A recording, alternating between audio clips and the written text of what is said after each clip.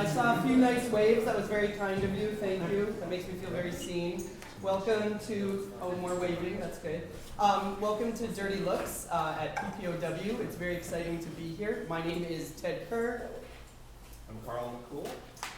We are going to not bring Bradford into this through the phone, but we're going to take a picture for Bradford. So everybody do something cute for this picture.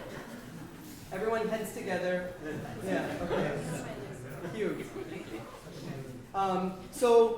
Raise your hand if this is your first time at a Dirty Look screening.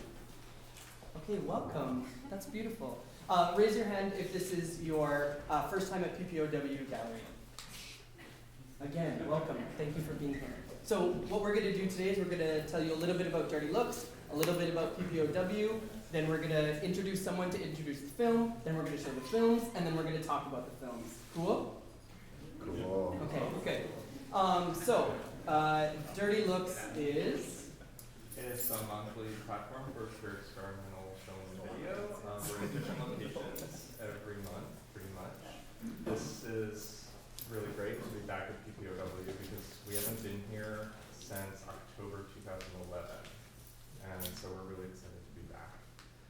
Next month's screening will be Steve Ranke and Stephanie Barber, but the location, you'll have to follow us on Facebook or check our website to find out. Mm-hmm.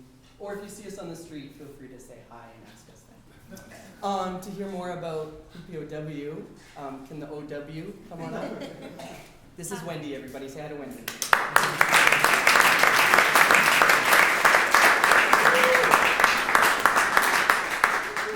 Well, welcome to those who have been here and those who've never been here before.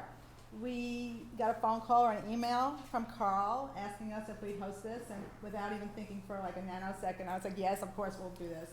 I was so excited because I think our missions mesh, and I probably think there's 6 degrees of separation between all of us here.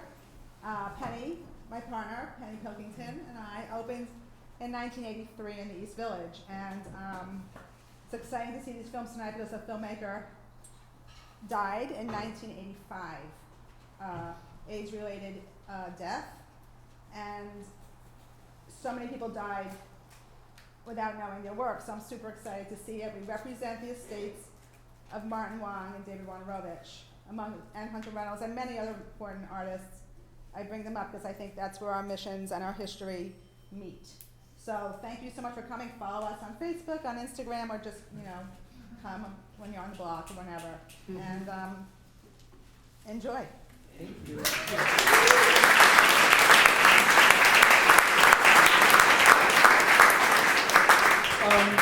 So a few things about housekeeping. We are in a beautiful gallery, and there is amazing work on the wall and in the space. So please be mindful of it. That means don't rest against that wall. There is paper.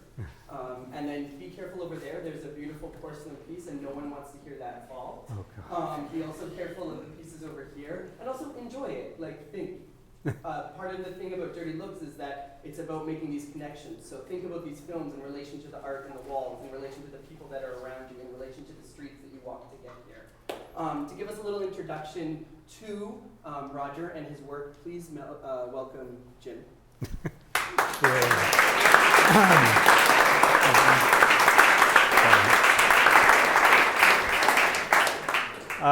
This is amazing. When Roger was alive, a typical Roger Jacoby screening would have 2 people in it, and one would leave before the film was over. So, right? No. We're locking the doors. You can't leave. No, it's only an hour's worth of film. You can make it through it.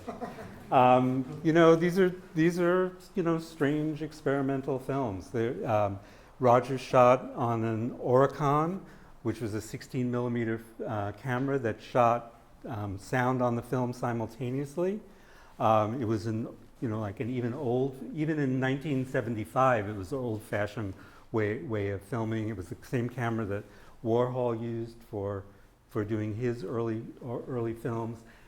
So he could do sound films rather easily, and then he processed his own film in very strange ways to create the kind of abstract expressionist image that you're going to see.